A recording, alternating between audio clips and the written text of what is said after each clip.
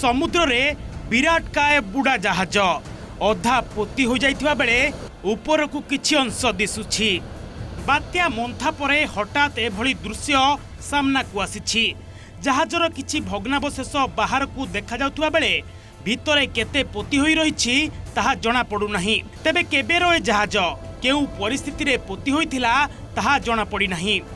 केन्द्रापड़ा जिला राजनगर गहिरमथा अभयारण्यर एक कुलानासी ठारू 1 किलोमीटर दूर रे एही जहाजर भग्नांश देखिबाकू मिलिछि। साधारणतः जहाज गुड़िक काठ और फाइबर रे निर्माण करा जाई थाए, मात्र यह आलुमिनियम रे निर्माण होइथिबारु यह इंग्रेज अमलर जहाज बोली अनुमान करा जाउछि।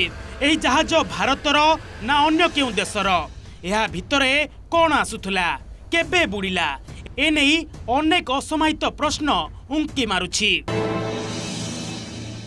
आमे प्रकृत रे कहूछु जे एटा होछि ब्रिटिश अमलरू ये घटनाटा घटिथला एवं से ब्रिटिश अमलर जहाज किंबा अन्य को देशर जहाज आम प्रकृत में एपर्यंत सठिक भाव में जना पड़ी ना।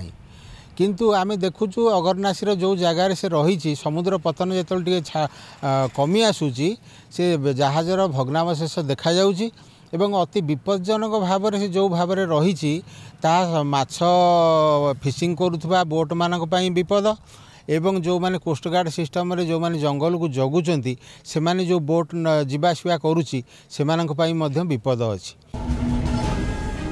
बड़ कथा हेउछि जुआर समय रे यह दृश्यमान हेउ नाही, हेले भट्टा परे भग्न अंशटी देखिबाकू मिलिछि। जुआर समय रे यह देखा जाउ नथिबारु अन्य कोनोसी माछधरा बोट किंबा वन विभागर पाट्रोलिंग बोट दुर्घटना हेबार आशंका रहिछि। तेणु सेठारू भग्नावशेष उद्धार करबा पई लोके दाबी करिसेंती। आमे भाबुचु जे या हुए तो कोनोसी दुर्घटना रे शिकार होइकिनी कोठी भासी आसी एई उपकूल लागि थाई पारे। यार गठन शैली जहा अनुमान करा जाउची या निश्चित भाव में गोटे बड़ जहाज आउ या इंग्रेज समय तेणु आ उपरे अधिक एल्युमिनियम कोटेड मध्ये अछि। तेणु आ उपरे अधिक गवेषणा कले एई जहाज विषय जना पड़ी।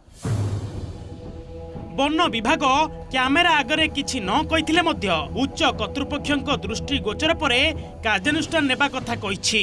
तेबे एई जहाज को उद्धार करी एहा उपरे अधिक गवेषणा करागले प्रकृत तथ्य सामना को आसी पारंता।